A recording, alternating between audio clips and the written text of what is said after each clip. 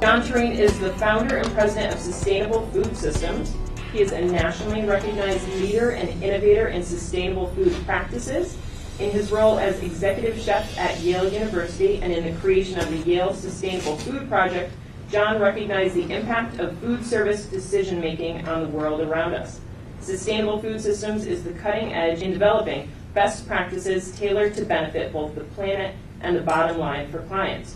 Sustainable Food Systems helps its clients integrate healthier food and sustainable practices into their existing programs and systems with an interest in connecting clients to local food producers. So thank you, John. Thank you, Amanda. And thank you guys for having me here. I have never actually spoken in my town before. So I happen to represent, I guess, the other end of the food chain when it comes to agricultural production and consumption. I'm an eater and I'm a cooker. Is the best way to describe it. I'm a trained and schooled chef, and I have been a food service manager. I think the critical thing is to understand the tipping point and when things changed for me personally and professionally, and now why I do what I do. And to tell you what I do. I went to culinary school in Providence, Rhode Island, and got a job shortly thereafter as a chef at a college down here in New Haven called Albertus Magnus College. Not the other college in New Haven yet. I just was, all I wanted to do was cook. And lo and behold, while I was working at this college as an assistant chef, this large contract food service company came in and took over managing the food service at Albertus Magnus College and kind of adopted all the employees. So, I mean, you have to imagine, I'm a 21-year-old, spit and vinegar, could care less, youngster saying, they're saying you're going to now be an employee of this contract food service company. I says, look, is it going to affect my pay? No. Is it going to affect my benefits? No. How about days off? No. I said, whatever, and I don't care. The company, I soon came to realize, managed institutional food services all over the country. They were large. And when I define institutional food service, the best way I usually describe it is places that have to serve a lot of food to a lot of people for very little money. Schools, hospitals, colleges. You get the picture? Institutional food service. I soon kind of got the picture here that if I played my cards right, I worked hard, and I learned I could move up the corporate ladder. And I did. I moved my way up to the point where I was the chef manager at Albertus Magnus College. And then the company offered me a job as a manager.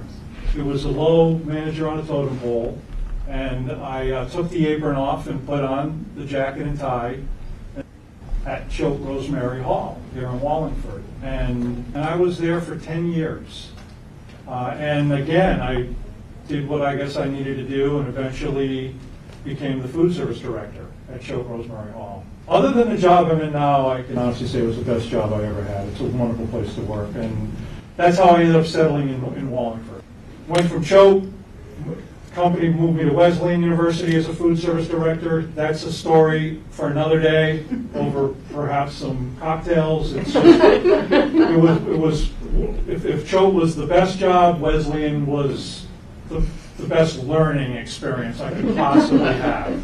Had a very volatile customer base with the student body that protests the drop of a hat, questioned authority. I represented authority. I had a unionized workforce that hated management. I was management. And I had to run a profit and loss. Everything was dollars and cents. How much money was I going to make running a food business? How much could I cut and save in managing labor and dollars and food so that I could buy from big business and big box processed food so I could make money and make profit for this company. 7 years later, I raised my hand and said, it's time for me, I got to get out of it. This was driving me, pretty crazy. So the company had said, look, we just got the account. We are the first Ivy League school has contracted with a contract company. Yale University is on board. We need an executive chef. Would you like to go home and consider if you'd like to be the executive chef at Yale University. And I said, no. He said, what do you mean no? I said, I'm not going to go home and consider it. I'm answering you right now. Yes! I mean, how could I possibly turn down a job like that? You know, and use all the management experience I've gathered in the past, but also put my chef coat back on. And even though I wasn't cooking because we had a large culinary staff, I oversaw all the cooks. And it's a big place. You know, we're serving 6,000 undergraduates, 3 meals a day, 7 days a week. You do the math, it's a lot of food. Everything was about dollars and cents. How can we reduce costs? You gotta reduce food costs. You know, don't maximize labor, use processed food, save money for the client, save money, save. Dollars and cents, bottom line driven. About 2 years into the job there, on one particular day, everything changed. It was the beginning of the change for me, I guess, is when it happened. And you have to imagine, I was out at the Yale Bowl setting up, it was a Friday afternoon in November of 2001, and I was setting up for a picnic for the next day for the game, Yale-Harvard football game. And my cell phone rang, it was my boss, and he said, stop what you're doing, come to the president's office, we need to meet with a parent. Like, time out a second here. You know I'm busy getting ready for this, what we got to do tomorrow, and all these students and picnic, and you're the one that usually meets with parents. And I've never been called to the president's office. What's going on? Who is this? And he says, well, her name is Alice Waters. And for those of us in the food industry, that name Alice Waters, could run shivers down your back. That month's Gourmet magazine came out with its annual top 50 restaurants in the United States. Alice is the restaurateur owner of a restaurant in Berkeley, California called Chez Panisse. Guess whose restaurant was ranked number 1 in the country? And this was a parent and who wants to talk to the guy who's feeding her kid. Well, the first thing I had to do was pick the phone off the ground and stop stuttering. And I said, okay, I've got to meet with Alice Waters. Oh my God. So needless to say, Alice had convinced the president of Yale to think differently about the food that they were providing these future global leaders of our country. Think about the impact that it has on everything around us, on the environment, the impact that it has on local businesses, on local farms, on health and nutrition, on social issues like animal welfare, human rights, and employee welfare, all these kind of things. And you should really put in a sustainable food program. She was ramming this home. And the president was enamored, said, I really like what this crazy woman from California is talking about, and went to the company that he had hired to manage the food service, and went to the president and said, you know what, figure out what she's talking about. I want to see if we can do it here at Yale. And the company really wanted to keep the account at Yale, and how the proverbial manure rolls downhill. I guess we said this in an agricultural discussion, compost. It eventually, the vice president for New England and the director of food service at Yale came to the executive chef and said, figure out what this woman is talking about. And we want to put in a pilot kitchen of a sustainable food program here at Yale University. Now, I had been in charge of a lot of projects, a lot of fads, a lot of food things that come and gone over the course of, at this point, I'd already worked for this company, Institutional Food Service, for 20 years.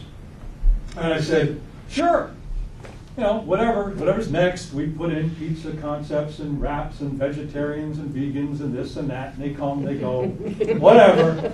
I have one question. What the heck is sustainable food? So Alice said, come with me.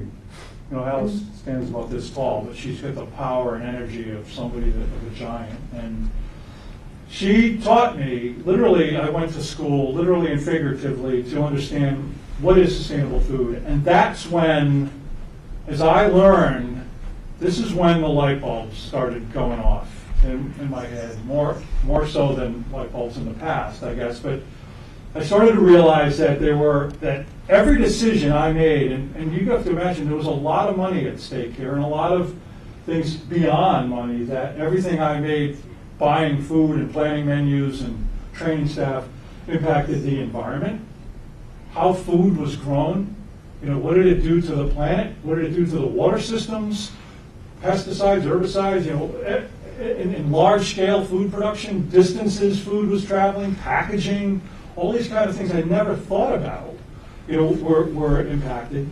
Also, the second pillar of sustainable food that I came to learn was how did my decisions impact my local community? Where were my dollars going, and where were they not going? And I had to start plugging into the local agricultural community, which I had no idea even existed. I just thought food came out of a truck, it came out of a warehouse up in Cromwell that we ordered through a computer based on code numbers. That's what I knew, and I had to plug into understanding the whole local community, and that's when I started connecting with true champions, true artisans, true rock stars, the farmers, and the people that produce food here in Connecticut and around southern New England. And lastly, the last pillar of sustainable food that I come to learn was the impact that it has on our bodies. My customers' health, and how food can make us healthy and food can make us not so healthy. So when this went off and I realized that food was more about common sense as opposed to dollars and cents, and we said, we got to figure this out. We had to do this. So Yale is set up to have 13 residential colleges and dining halls. One of the dining halls was chosen to be the pilot site. It was the Berkeley Dining Hall, which was a completely ironic name. The connection to Berkeley, California there is none. It was, people might say, people say that's where Alice's daughter was, so it wasn't where she went, it wasn't her residential college. It was what it was. But I had to, go in and start figuring out how to put in a sustainable program. And through that process, and this is not a discussion that we could take up, I could take up another 2 hours about how the peaks and valleys that we went through. But what ended up happening was it worked. We ended up scaling back, this monster we had created, all about choices and options of cheap food, and came up with a menu only this big, but it was about food that had a great story behind it, that was sourced as locally as we possibly could, that was organic when we could figure that out, and also was just fresh, and we promoted all these stories behind it, and many times brought in a farmer if we could to meet with the kids. It was so popular. The one story that I can't avoid sharing with you guys is that we had to start turning away students from the Berkeley Dining Hall. You have to imagine 13 dining halls used to always run the same menu every day, breakfast, lunch, and dinner, so kids could go wherever they wanted to eat. Now Berkeley had a unique menu. Now granted, it was no longer about choices, all these options and burgers and pizza and delis and all these hundreds of things. It was about less choices, which had made me scared to death initially. What's going to happen? It was so popular, we had to stop kids from coming in unless they lived in that residential hall. They had to show us their ID. I'm a Berkeley student. You know what the kids did? Let's comment on it. Fake IDs. Kids are creating fake IDs on a college campus to sneak. Now, fake IDs on a college campus are not uncommon, generally for beverages. But kids were sneaking in because it taught me that with the right method of change, it wasn't just pull this menu item out, put that menu. There was a whole system that we put into place. It can work. And at that point, now we're at the 2005, we were having to spread it to the other colleges at Yale, and we were getting inundated from other institutions, other schools, other colleges, asking, how did you do it? What did you do? And that's when really the leap of faith happened with myself, is that, we need to bring this to other people. This can happen. We can do this. And my first instinct was, look, I've worked for 25 years for this company. We've got 350 college campuses, let alone the hundreds of schools, the hundreds of hospitals that we manage in this country. why don't we start doing this in other places? And I went to the vice president that had told me to do this, and I said, let's do it. I want to be involved. Let's start spreading this out. This is the direction our industry needs to go. And he said, stop. You've done a great job here, and we're really grateful, but it's not the direction we want to go. And there were reasons for that, and we could get into that. But before I knew what came out of my mouth, I said, it's the direction I'm going. I can't go back. You can't get me to start serving the crap that has terrible stories behind it, if they have any stories at all. I want to continue going down this road, and it works. We put in a system. We have a system in place here that'll work, and I want to be able to do this. So thank you for 25 years of employment. I'm going. And he said, what are you going to do? I said, I don't know. I'm going to figure it out. I gave like a 4-month notice for the rest of the academic year, and several people from even the company pulled me aside and said, you're nuts if you don't create a consulting company that can go out and help other people do this. So that's how, I'm a chef, I'm a manager, I'm an eater, but I'm an advocate in institutions, and have figured out how do we provide better food to our kids in schools, to our patients in hospitals, to the young adults, the future leaders in colleges. It can happen. It's not easy. There are a lot of challenges, but it'll work. And I've been doing this now for about 8 years, and it's had its peaks and valleys. It's a leap of faith to do this. And as I mentioned, the previous best job I ever had in the world was at Choate Rosemary Hall, but nothing can hold a candle to this now. I believe this is a direction we need to go. The connection to local agriculture is one of those 4 pillars of sustainable food, was how we can support our local communities. Where do our dollars go? And I know in the state of Connecticut, it was somewhere in the vicinity of 3,000 acres of farmland are lost a year to developments, to golf courses, to housing boom. They're gone.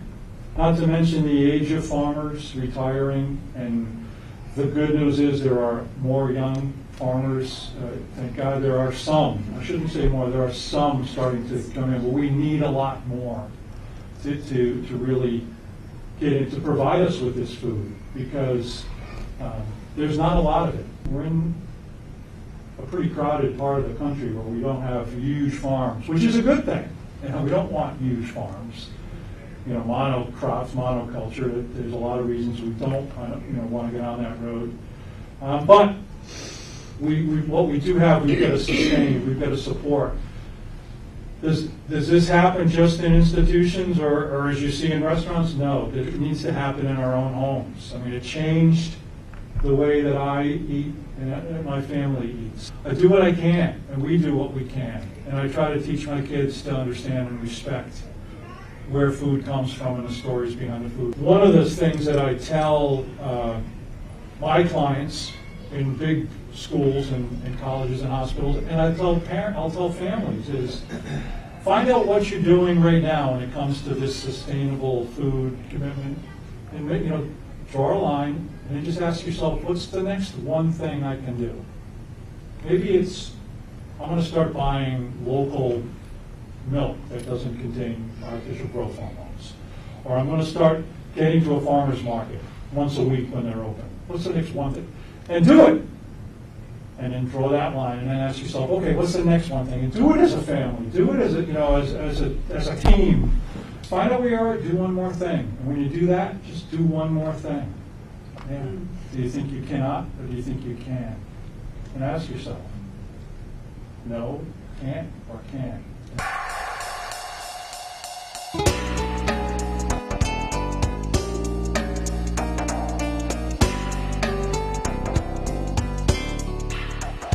So the simplest way to define what is sustainable food is to realize there are 4 pillars. 1, the environmental impact food has on the planet around us.